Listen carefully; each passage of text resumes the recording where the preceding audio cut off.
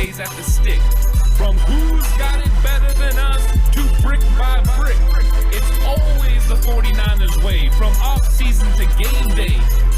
Yeah, we talk back. It's the 49ers Cutback.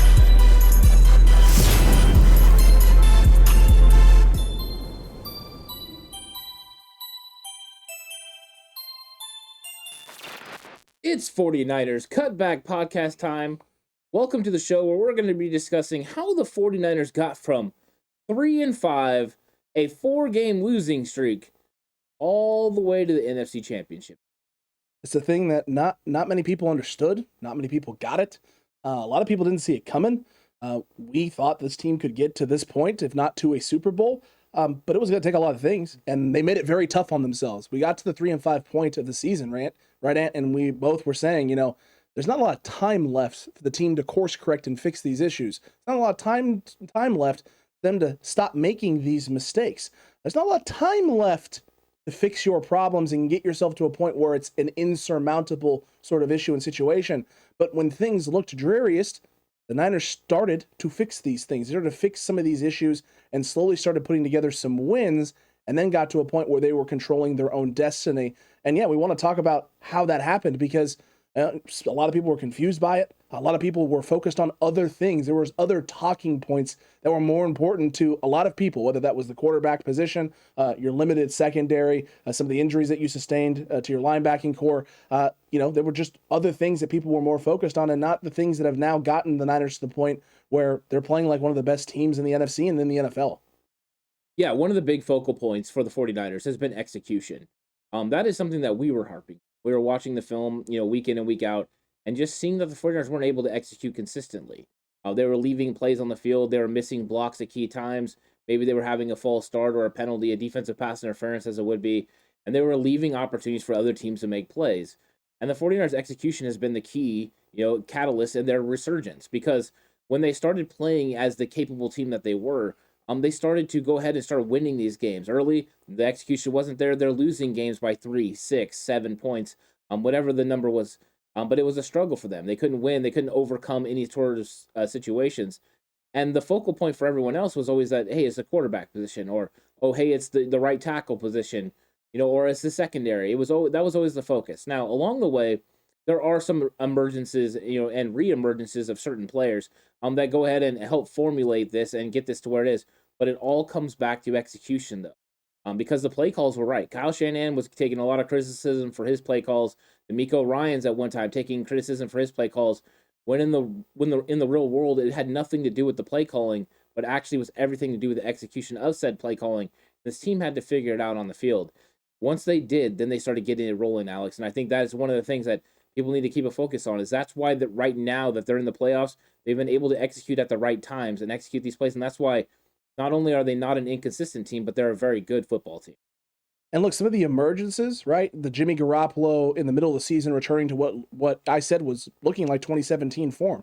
You saw Aura Jimmy walking around locker room. Kittle, a day after I said, this felt like Jimmy had that 2017 aura. Jimmy said, he walked into the locker room today. There was an aura about him when he walked in for the game. It was like, yeah, George, do you listen to the 49ers Cutback? Do you want to come on the show? That wasn't what happened, obviously, but there was an emergence of Jimmy Garoppolo, but that emergence coincides with this team executing better. The team getting the run fits correctly defensively. The front four becoming this monster of, not only are we going to stop the run game with 7, we're going to get after you with 4, which means we're able to keep all our guys out in the secondary. We're not putting a lot of pressure on Fred to have to come up and be the all-pro Fred that we saw, because we need Fred to be able to cover right now, because Azeez Al-Shaair has to be able to be the guy who comes up in the run fits right now and makes the big plays and makes the big tackles. We need Fred to be able to do it all. He needs to be able to go out and cover in space if it's an RPO situation. He needs to be able to come down the run box and fill a gap and eat up blocks so that other guys can be free to come up in space and make tackles, whether that was Jimmy Ward, Jaquiski Tart. It didn't matter who it was. It was a team effort, a team sort of ideology, a team-first mentality where guys were sacrificing opportunities, something that we saw last year. The only difference was last year you were injured to HE double hockey sticks and back. You had no weapons. You had no pieces. All of your stars were on the shelf at some point in time. And in some games, you had guys who were on the shelf and guys that were out with COVID, which didn't make it any easier either. That hasn't been the case this year. Yes, you've had some injuries, but you haven't had so many that it's devastating and too much to overcome and come back from. Instead, what happened is the Niners did a good job of creating depth, and it started in the offseason, bringing back players, drafting players, and players early in the season that people were like, this guy needs to be on the field. We don't have the pieces. It can't be Josh Norman. The Josh Norman signing and him playing an early portion of the season turns out to be the best possible thing for Ambry Thomas, because look at him now. He wouldn't necessarily be the guy he is right now if you put him out there to take his licks early in the season and he blew a bunch of coverages, missed some assignments, and got to a point where he had absolutely no confidence this late in the season. You would probably, in fact, be turning to Josh Norman to try and save your playoff season rather than the situation we're in now, which is you have Dante Johnson, who is elevated and is basically a utility role, can play anywhere you need him to in the secondary, and Ambry Thomas, who's now playing at an all-time high in the confidence level in the confidence department. Yeah, I think with Josh Norman, we wouldn't be in this position if he wouldn't help us get through the middle of that season. As frustrating as he is grabbing onto people and getting those penalties, and I was consistent in saying, just expect this from Josh Norman. That's what you're going to get from him. Unless it was the Madison. Yeah, that's what he does. That's who he is at this point in his career. But I think also circumstance helped the 49ers get here. Because if you don't have the injury to Javon Kinlaw, you don't have Eric Armstead moving to the inside. And that's really where the run game switched. Now, I think everyone fully expected Javon Kinlaw to be what Eric Armstead is right now. Correct. Is to go ahead and be a run stuffer and then be able to rush the passer when those opportunities are afforded to him. He is not that guy yet. Whether that is because of injury or because he's just not that guy, we don't know. I think the injuries are going to be a big part of it. And when he's healthy, we'll see who the actual Javon Kinlaw is. He's been battling through health for injuries for 2 years.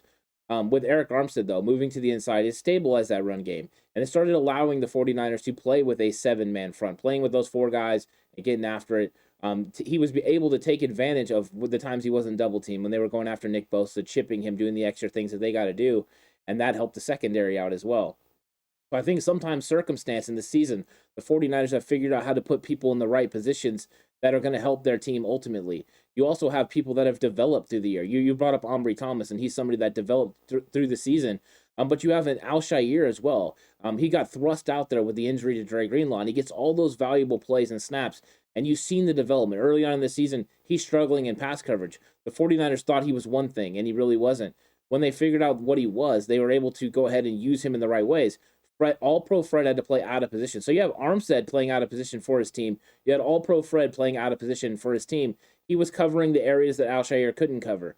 A lot of that in coverage. Al-Shaair struggles in that department. He doesn't struggle in stopping the run. Mm-mm. But they had to find that out for themselves. And sometimes it's a little bit of trial and error. You might see it in practice, but it's different when you get them into game situations. Correct. So we saw early in the season, these teams were putting the 49ers in base 4-3 sets, taking advantage of Al-Shaair in coverage. Later on in the season, they were the 49ers were in nickel all the time, and Tren Williams was the one making the plays. So I think sometimes circumstance actually helps your team, formulate their identity as you're moving forward. The Niners always knew what they wanted to be. They always knew they wanted to be a team that ran the football and played great defense, and everything was going to come off of that. They just had to get the right pieces in the right situations to be able to do that. And one thing we know is the secondary was something that was a conversation all before the draft, all during free agency. Everyone was got to address it. Got to address it. Got to address it. The 49ers went out and they drafted 2 cornerbacks. That wasn't enough for everyone. They brought back Emmanuel Mosley and Jason Verrett. Wasn't enough for everyone. When it comes down to it, though, what it really comes down to is that front 7 being good enough makes it so that secondary is always going to be competitive, because that front 7 gets after you in a big way. But I want to give credit to Emmanuel Mosley, especially Jimmy Ward, Jaquiski Tartt, who have stabilized that back end. Since those two have been playing in tandem, with both being healthy, this 49ers defense has taken on a new look on the back end. Those guys don't get beat consistently, and that is a big reason why the 49ers compete at the level that they do. No, and listen, when they do get beat, we just saw it this last Saturday. Jimmy Ward blows an assignment. He comes up on a crosser, and Aaron Jones takes a route and turns it upfield, and it's a busted play.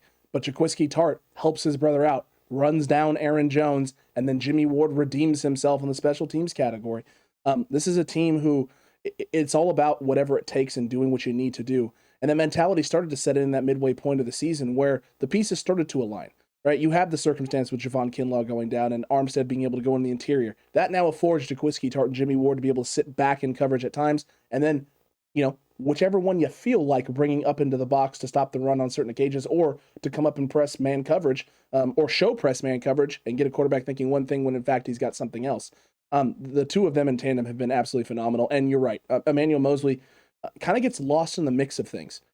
Talk about the biggest question mark coming into the year at the cornerback position. Is Emmanuel Moseley enough? That conversation was being had all the time, and we put out the video. E-Man is the man for the job, because we'd watched enough film. We'd seen him enough against elite wide receivers in the NFC West to know, hey, man, I saw him in the NFC Championship, not the NFC Championship game, but the divisional round against the Minnesota Vikings a few years back, where he locked down Stephon Diggs after Stephon Diggs torched Ahkello Witherspoon. I remember that performance from Emmanuel Moseley. He's completely capable of being that guy and being the man for the job, opposite of Jason Verrett. And when Verrett went down, the question was, can he deal with the number one every snap, each and every game with teams coming after him? Or if teams decide to go after Josh Norman, are you going to be able to do enough? Guess what? Emmanuel Moseley's been phenomenal on the other side of the ball. And now with the emergence of Ambry Thomas playing very high football as well, it affords you a lot of options going forward. But it also makes it so that, you don't have the glaring weaknesses or issues in the secondary that everyone thought.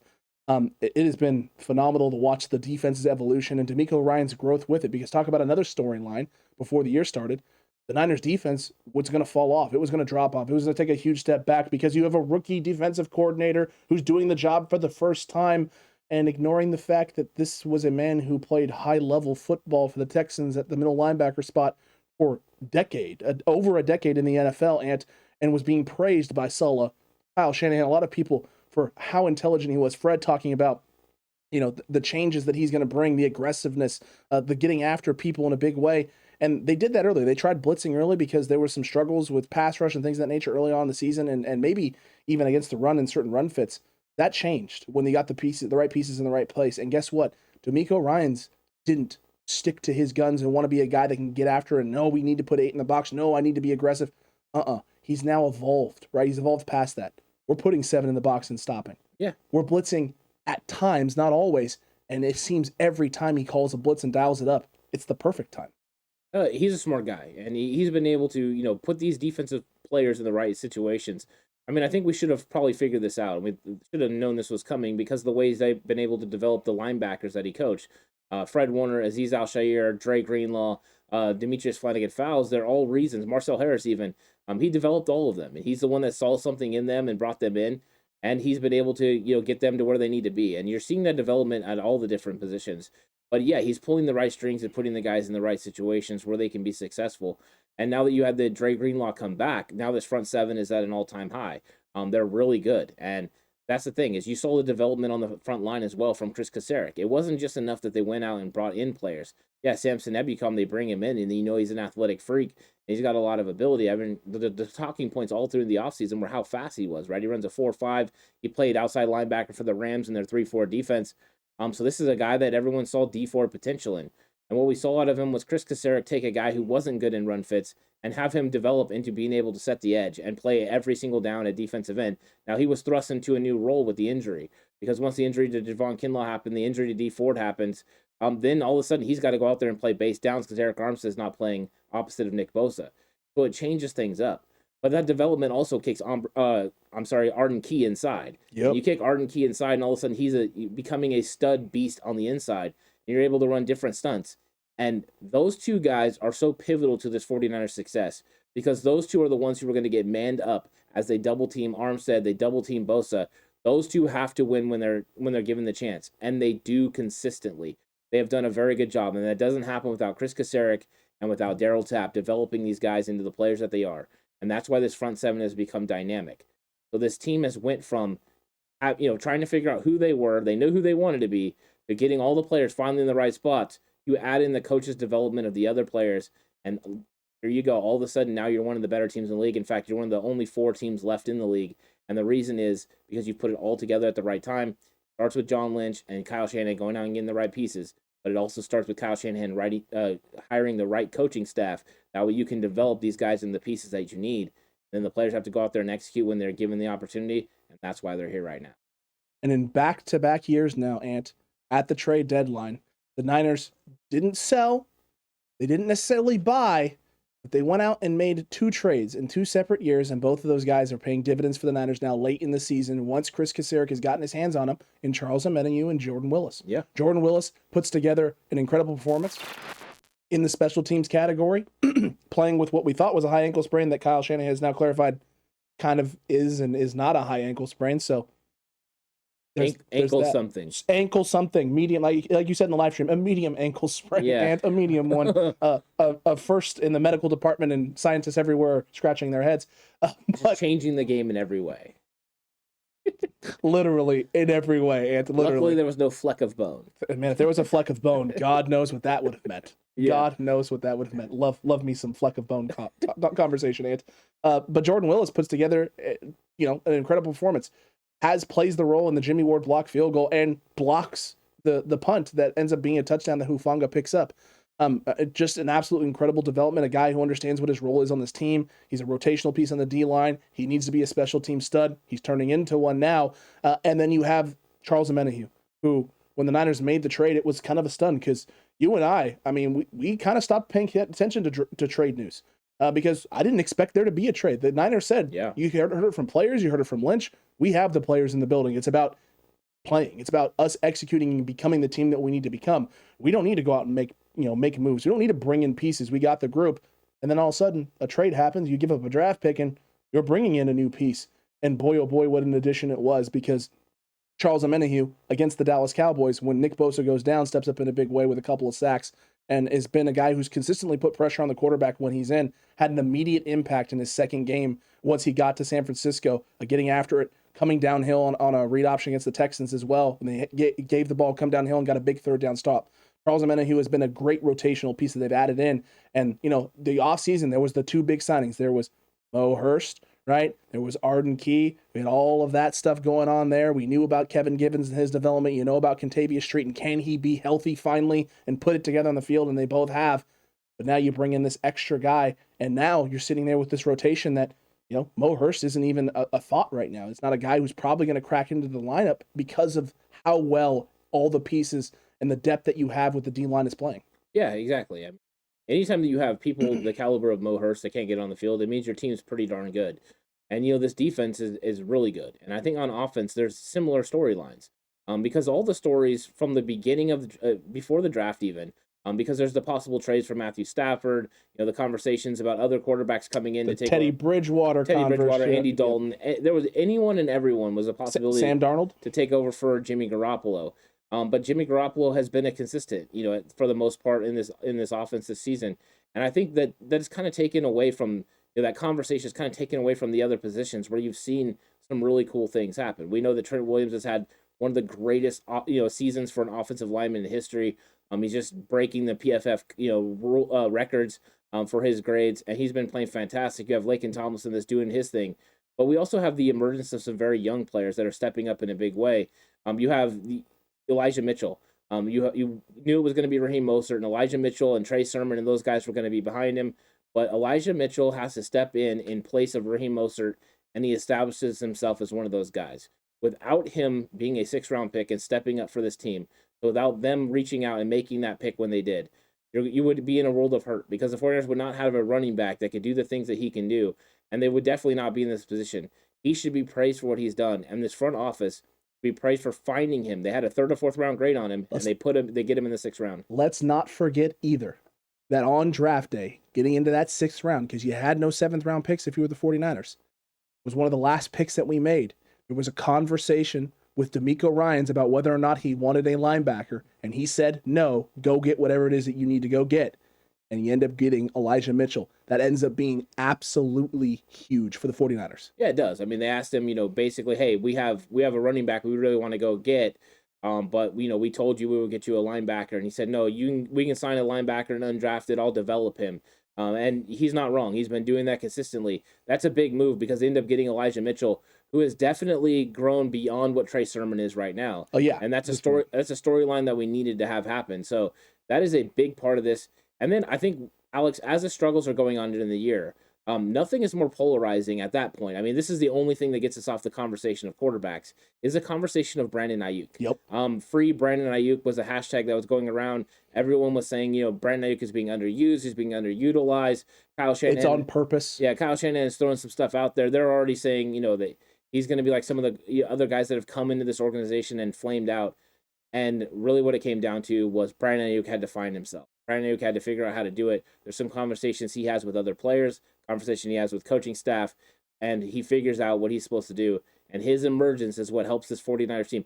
His emergence happens in unison when this 49ers offense starts taking off in the positive direction, better play from Jimmy Garoppolo, the emergence of some of the run game things going on. It all happens at once, and that's what helps sparks this playoff drive.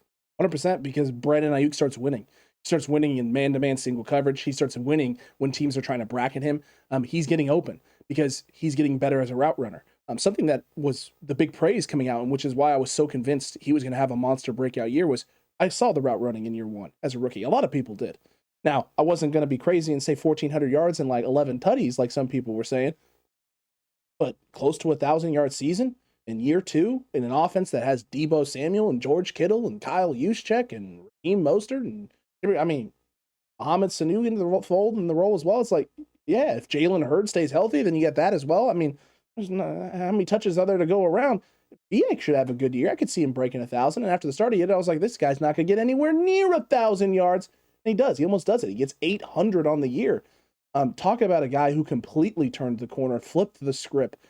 It looked like the story was being written, a tale as old as time. 49ers draft a wide receiver high. He never lives up to expectations and, parts from the organization. And people go, oh, man, what if only he had become what we thought he could be? Instead, Brandon Ayuk turns over the leaf and says, no.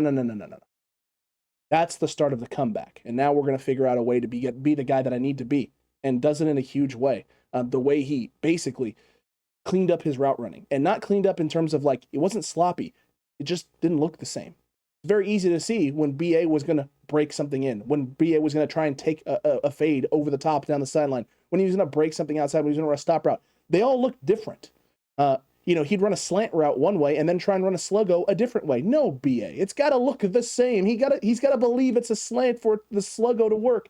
And he cleaned all of it up in a huge way. He cleaned all of the route running up. And all of a sudden, all these routes in which he's creating 1 yard of separation in the first, 6-7 games of the season start becoming 3.5, close to 4 yards of separation. And the minute that happens, of course, Jimmy Garoppolo is going to start improving. Because you know what teams can't do anymore? You can't single up Brandon Ayuk in certain situations because he's going to win, which means now you have teams that are legitimately doubling BA, legitimately doubling George Kittle, and then you have the emergence of Deebo going from just wide receiver ant to wide back. Yeah, and before I get into that, I want to talk about a little bit of circumstance. Mohamed Sanu gets injured, and you wonder what is going to happen with this third receiver. We got worried. Yeah, I mean, there are some legitimate concerns there. Travis Benjamin is a guy that could take the top off. But he wasn't somebody that was going to be able to. Is it Trent Sherfield because of the chemistry he showed with Jimmy early? Be able to make those big catches. Yeah, it could have been Trent Sherfield, but it ends up being Jawan Jennings, and I think the attitude that Jawan Jennings has brought also in the blocking, him and Brandon Ayuk both, is a big reason why this 49ers take the charge that they take and get into the playoffs. I don't think they do it without Jawan, but it's circumstance that affords one of these young players the opportunity to get out there and prove that he can be one of those guys, and he's done it. And one of the things that we saw early on in this season when we were talking about the execution things, we were going over all 22 film and breaking it down, was that when it came down to it, the 49ers receivers were struggling to win one-on-one matchups. And Brandon Ayuk was one of those guys, but Jawan Jennings, Mohamed Sanu, and those guys were the other ones. And mainly Mohamed Sanu was struggling to win one-on-one. Well, now Jawan Jennings can win on one-on-one. They're putting him against the third corner for the other team, usually the nickel guy, and he's been able to win consistently. That is something that's huge. The run after the catch that he's provided as well has been huge. He's been converting on third downs. Huge. Scoring touchdowns this year. Huge. All those things are nice, and I think that it doesn't happen without circumstance. Sometimes you just have to be given an opportunity, but you have to earn your opportunity. You have to seize it when you are given it to him. And I think that's been a big storyline. The only thing that may be bigger storyline than that is Big Mike McGlinchey going down, and not Jalen Moore, not Colton McKivitz, but Tom Compton being the answer at right tackle. And the still hard to fathom. Yeah, it's still hard to fathom. The 49ers Twitterverse absolutely lit up when this happened. How in the world can you do this? Jalen Moore is for sure the answer. Jalen Moore is the guy. It has to be Jalen Moore. But Kyle Shanahan is throwing this season away by putting Tom Compton in there. Chris Forster does not know what he's doing. He's a terrible offensive line coach. Not so fast, my friends. Tom Compton grades out to be one of the best right tackles since he took over. He's done a very good job. Did he have his struggles against Rashawn Gary and Green Bay Packers? Absolutely. But without him, this team would be in a world of hurt. So through circumstance, this team has found its way. They've been able to overcome a lot of things that have come their way. And you're right. Deebo Samuel is one of those big reasons why. 100% Deebo is. I mean, the emergence of everything that he's been able to do, dominating early as a receiver, making teams, fear having to play against Deebo and the route running over the middle of the field, or just the short screen and him taking it to the house like we saw against Chicago. Well, it should have been the house. I think they marked him just short. Like at the 1, yeah. The 1 yard line. You have freaking screws. But regardless of that, Deebo Samuel showing that he's a do-it-all wide receiver. He can beat you deep downfield with the fade. He can beat you with the middle crossers and the speedo concept that Johnny Dell always talks about that I absolutely love. It's my favorite Kyle Shanahan concept, and I'm obviously big fan of just it. Just a vertical with an over route. Works wonders. It really does work. Literally a 2-man route. It's your favorite. I like that. It's because it's so simple and there's always so open. Yeah, it's so open all the time, constantly. It's because of how dominant the run game is. You and I both know that. Exactly. It's the play action off of that. That's why the speedo route works. Correct. The speedo concept does not work without a run game. It creates a void in the middle of the field, and then your safety's put in a vertical stretch where he has to. There you go, Johnny Dell. You have to decide if he wants to go deep with Brandon Ayuk or with Deebo Samuel, who's usually running the crosser. Sure. I think that his concepts are created to be the strengths of Jimmy Garoppolo. So as much as the conversation has been about Jimmy Garoppolo this season and that he can't do the things that everyone wants him to do to win a championship, he does the things that Kyle Shanahan wants him to do. And Kyle Shanahan has built this offense, and John Lynch as well, around Jimmy Garoppolo, the things that he does well. They went out and got receivers that catch the ball really good on the run. Jimmy Garoppolo has a quick release, gets the ball to them so they can make those plays. They got him George Kittle, who's not only a great blocker, but someone who can also create when he catches the ball in his hands. Jimmy's job is to get these playmakers the ball so that way they can go make a play. Joe Montana was no different. Did Joe Montana have a fantastic deep ball? Absolutely. Did he have a complete grasp where he could go progression 1, 2, 3, 4? Absolutely. He was fantastic. But the whole goal of a quarterback is not to create a big play, but to get the playmaker the ball in his hands so he can create a big play. That's what they've tasked Jimmy Garoppolo to do. Jimmy Garoppolo understands this offense. He knows the ins and outs. He puts them in the right plays, whether that's run or pass. Those are the things in the areas where he is exceedingly confident and comfortable with, and Kyle Shanahan has leaned on him, and that's why they made the right decision when they went up and traded to get Trey Lance, and they went up and got him. They made the right decision about bringing back Jimmy Garoppolo. They said, we've got a playoff caliber team. We have a team that could get to the championship. We just need to have somebody that can pull the trigger. We don't think Trey is going to be ready this year. He's definitely a project we're going to work with. He's going to be our future, but Jimmy Garoppolo is our present. And now everyone was questioning it, but now they were spot on right because they're right in a position where they're one game away from making it to the Super Bowl. Correct. And it ends up being the best decision because what do we know about Jimmy? He's going to go down at some point. Something's going to happen, and he did a couple of times. And guess what? Yep. When he did, the season was not lost because Trey was talented enough to help get this team keep those in the games, give them a chance to win, and in one case against the Texans, actually win the football game. So it was the right move on all fronts for the 49ers. You get a young kid whose sky is the limit, the ceiling, the potential is to the moon.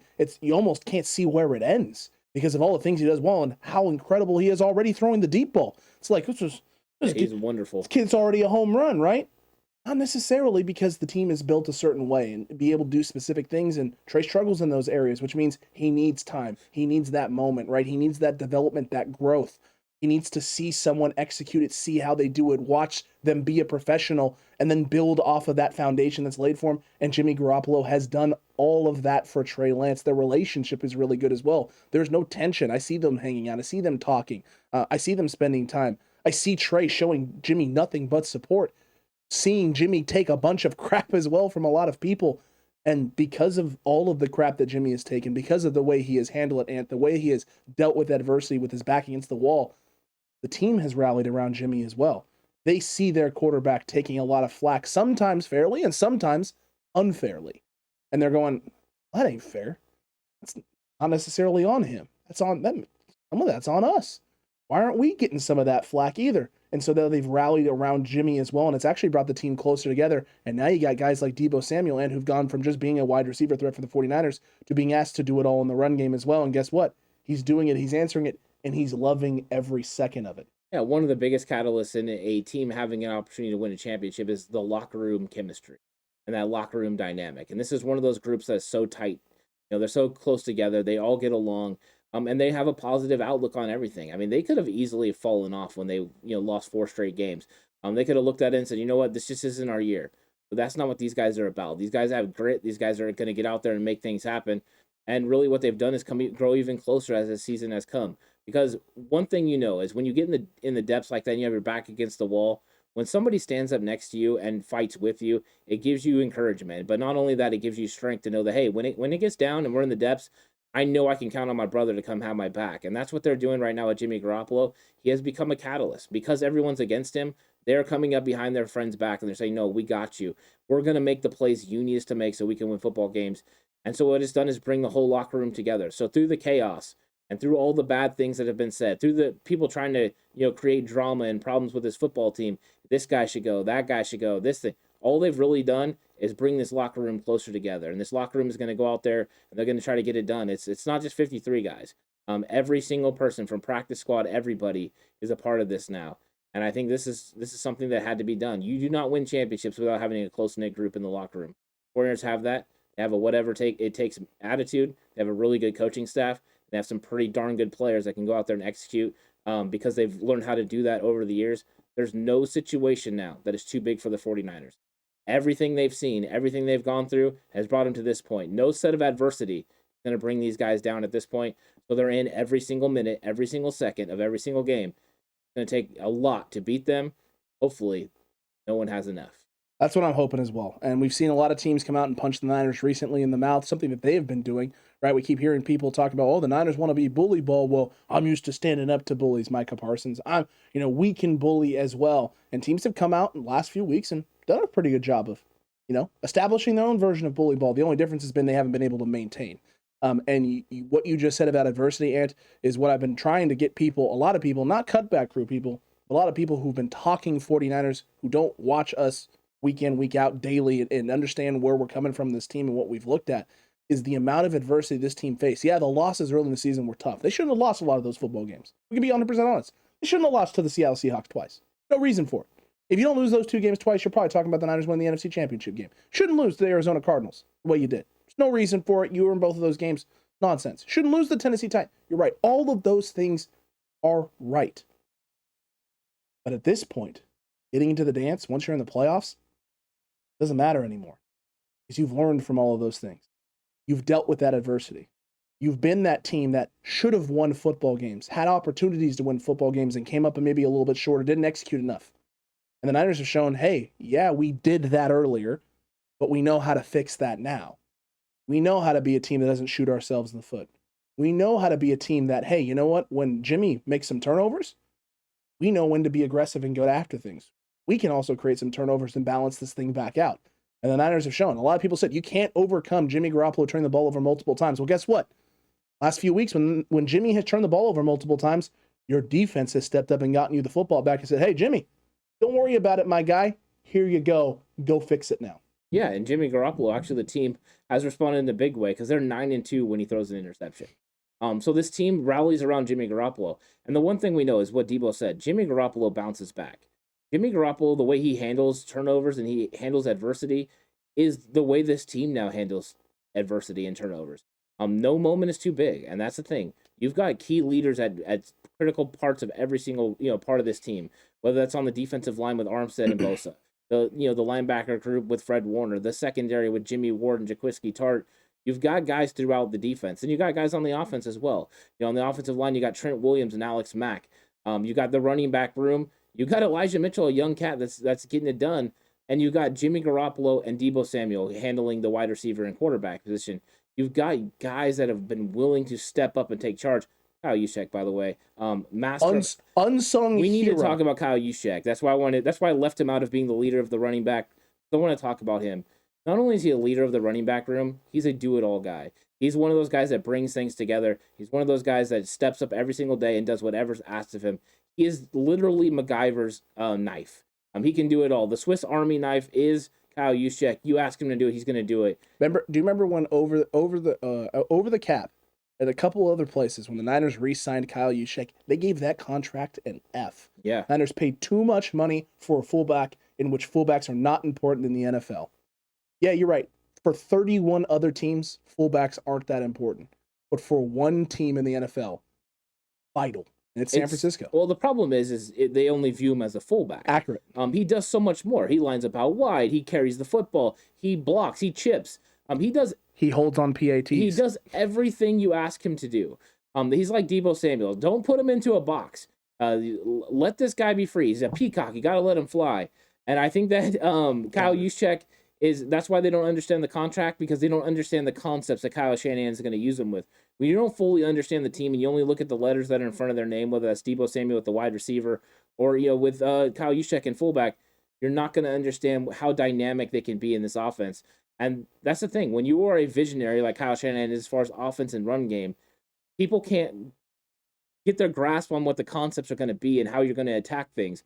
That's why this year has been a far cry from 2019's run game. It's completely different. He took the tools and pieces that he had this year and put them in different situations to be successful. And you've seen him go from the toss crack, to the toss counter play. And you've seen him run a lot of gap scheme again, which they did in 2019, but in a different way, using Kyle Juszczyk and George Kittle to kick guys out, to pull linemen the opposite way. It has been a cool plan to watch. It's been a cool evolution. And the only way it happens is by these guys believing in each other and coming to grips with what their responsibilities are. Kyle Shanahan not putting anyone in a box. And these guys stepping up and saying, you know what, Kyle, I don't care what you ask me to do. I'm going to do it. That's why Deebo Samuel names himself a wide back.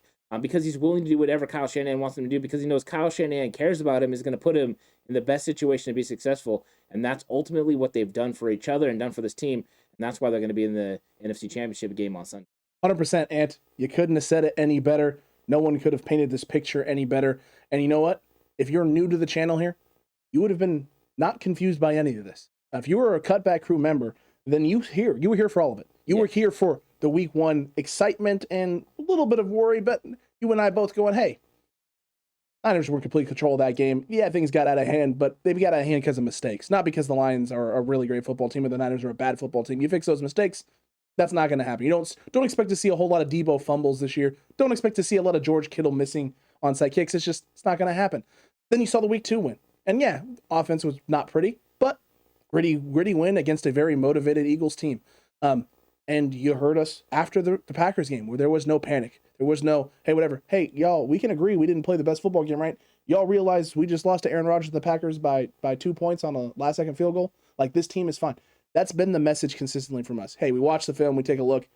This is what it is. The reality of the situation is this team has been in every single football game, has had every chance to win every single football game, and Ant was literally a play in every loss this season from making Gary's prediction come true of a 17-0 regular season. It was one play on special teams, one play on offense, or one play on defense in every single game that could have changed the tide and the momentum for the 49ers and ended up with a win rather than a loss. And all of those losses taught the 49ers, this players, the coaching staff, the lessons they needed on the road to where they are now, which is an NFC Championship game and 1 win away from a Super Bowl appearance, your second Super Bowl appearance in 3 years. Yeah, I mean, right. We went from fire Kyle Shanahan to Shanahan being in 2 of the last 3 NFC Championship games.